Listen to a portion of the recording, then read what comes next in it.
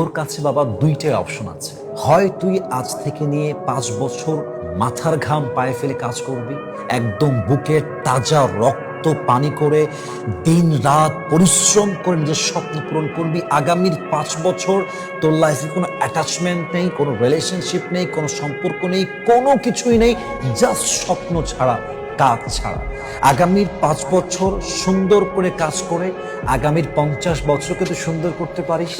অথবা 2 নম্বর অপশন হচ্ছে আগামীর 5 বছর ঘুমিয়ে খেলে দুলে হিন্দি সিনেমা দেখে প্রেম করে রিলেশন করে নিজের ক্যারিয়ারটা 5 বছর নষ্ট করে আগামীর 50 বছরকে তুই অসুখের করতে পারিস। Now the decision is totally yours. তুমি কোন সিদ্ধান্তে আসতে চাও? তুমি কি 5 বছর কাজ করে আগামীর 50 বছর সুন্দর করতে চাও, নাকি তুমি তোমার 5 বছর ক্যারিয়ার নষ্ট করে টাইম লস্ট করে আগামীর 50 বছরকে খারাপ করতে চাও?